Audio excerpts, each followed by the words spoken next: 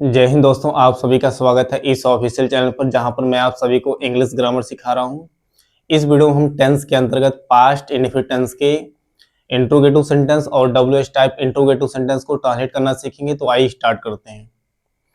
जैसा कि जो लिखा गया है इंट्रोगेटिव सेंटेंस, इसमें हम सबसे पहले रूल जानेंगे कि इंट्रोगेटिव सेंटेंस का रूल क्या होता है पास्ट इंडेफिनिट टेंस के लिए। तो इसमें दोस्तों सबसे पहले हम डिड का इस्तेमाल करते हैं। डिड के बाद इसमें सब्जेक्ट लिखा जाता है। सब्जेक्ट के बाद इसमें मेन वर्ब फर्स्ट फॉर्म लिखा जाता है। फिर इसके बाद ऑब्जेक्ट लिखा जाता है। ऑब्जेक्ट के बाद बचे हुए शब्द जिसको हम कॉम्प्लीमेंट कहते हैं। फिर अंत में क्वेश्चन मार्क लगाया जाता है। ठीक है, तो इस रूल पे आपको दोनों सेंटेंस को ट्रांसलेट करना होगा। तो आइए देखते हैं सेंटेंस को कैसे बनाना है आपको। तो यहाँ पे क्या शब्द जब भी बनेगा पास्ट इंडेफिनिट टेंस, तो इसके लिए आपको डिड का ही इस्तेमाल करना है। डिड। इसके बाद आपको देखना है सब्जेक्ट लगाना है। सब्जेक्ट कौन है इसमें? रमेश। तो आप लिखिए रमेश, डिड रमेश। इसके बाद आपको देखना है कि इसमें मेन वर्ब फर्स्ट फॉर्म बना देना है। ये जो फर्स्ट फॉर्म हमने लिखा है, हम सेकेंड फॉर्म का यहाँ पे इस्तेमाल कर चुके हैं। ये एक तरीके से मेन वर्ब भी होता है और ये हेल्पिंग वर्ब भी होता है। ठीक है, तो सेकेंड फॉर्म में ऑलरेडी है, तभी इसलिए हमने यहाँ पे क्या किया, फर्स्ट फॉर्म बना दिया है। तो डिड रमेश। इसके बाद आपको देखना है कि मुख्य काम क्या है, पीटना। तो पीटने के लिए क्या होता है? बीट। बीट होता है। बीट क्या है? फर्स्ट फॉर्म भी है, सेकेंड फॉर्म भी है, थर्ड फॉर्म क्या होता है? बीटन। तो हमको यहाँ क्या लगाना है? बीट, है ना। फर्स्ट फॉर्म ही लिखना है, तो बीट आप लिखेंगे। इसके बाद आगे देखना है कि ऑब्जेक्ट क्या है ना। क्या रमेश ने उस लड़के को पीटा? किसे पीटा? उस लड़के को। तो उस लड़के की इंग्लिश क्या लिखना है? That boy.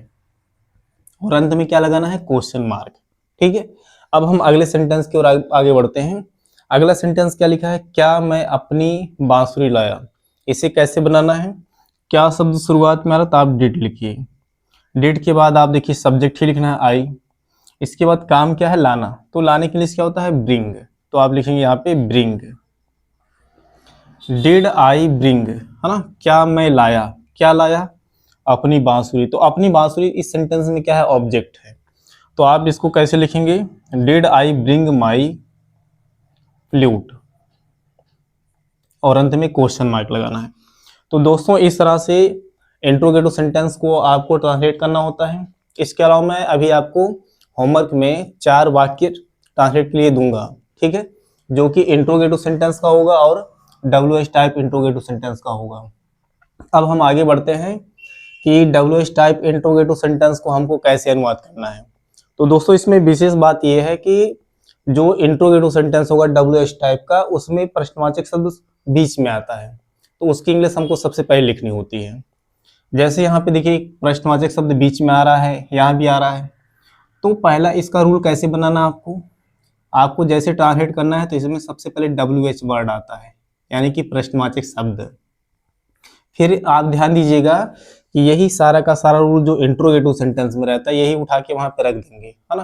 तो बन जाता है डब्ल्यूएच टाइप इंट्रोगेटिव सेंटेंस का रूल, है ना। ये आसान करना मतलब याद करना बहुत ही आसान बन जाएगा आपके लिए। तो क्या बनेगा रूल? डब्ल्यूएच वर्ड के बाद आप लिखेंगे यहाँ पे डिड।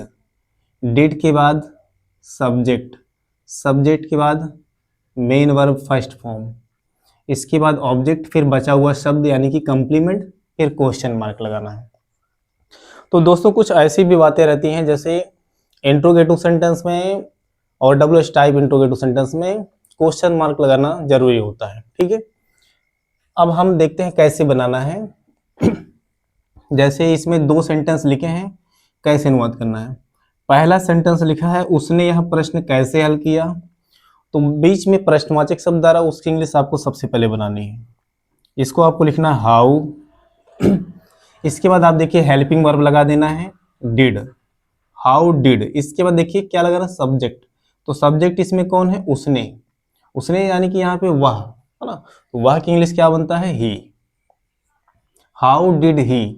इसके बाद देखना है कि सब्जेक्ट लिखने के बाद आप क्या लिखेंगे? मेन वर्ब, मुख्य काम। तो मुख्य काम इसमें क्या है? हल करना। और हल करने के लिए क्या होता है? सॉल्व।